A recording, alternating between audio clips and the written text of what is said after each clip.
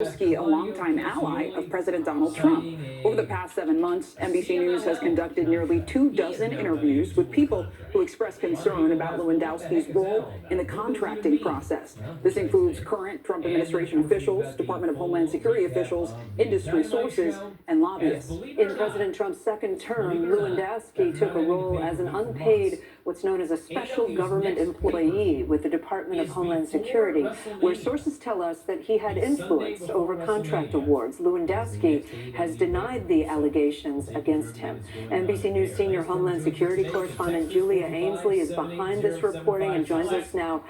Julia, again, this took you months to put together. I want you to break down what you found and how serious these allegations are. Well, according to government contracting experts and ethics experts that we've talked to, these raise serious red flags, because what they're talking about here is someone in the government using his position over contracting to make money. And that's exactly these kind of allegations that have been brought to the White House and to DHS, not just by is that they were approached and did not pay and feel that their business has been shrunk or retaliated against ever since as a result of not paying Corey Lewandowski. Now, what we lay out in the story, and like you said, Corey Lewandowski denies these allegations. The White House and DHS are not commenting. There are two examples. One of a direct payment. This was solicited by Corey Lewandowski in a one-on-one of ICE detention centers and private prisons in America, where he solicited payment that would be in direct proportion to the contracts that he could secure for Geo Group. When the CEO of Geo Group said no, the meeting ended and they felt that they've been retaliated against. And they point to the fact, or people who are in this industry point to the fact, that Geo still has many empty beds sitting around the country in detention facilities that have not been turned on despite the push for mass deportations.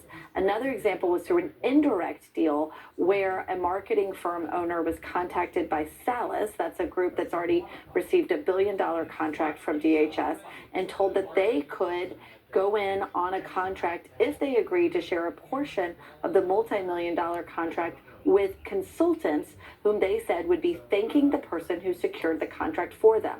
When the marketing firm owner asked what that meant, they said it was expressly to thank Lewandowski for this. So again, this raises big concerns. This is not allowed anywhere under ethics guidelines. Politics shouldn't even be involved in the contracting process. At this point, Corey Lewandowski denying it, and that, like we said, DHS and the White House not necessarily coming to his defense. They're not responding to this. Julia, briefly, what are experts you've spoken to saying about the potential legality of these alleged actions? And do we have a sense of if there is an investigation brewing here?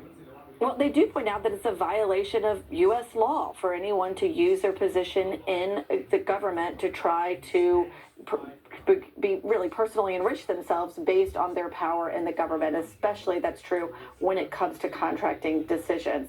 We do know, though, that there's an ongoing Inspector General investigation into his role in ad campaign contracts. And so we're also asking today, might that Inspector General probe grow to include these allegations of pay to play? All right, Julia Ainsley with that reporting. Thank you.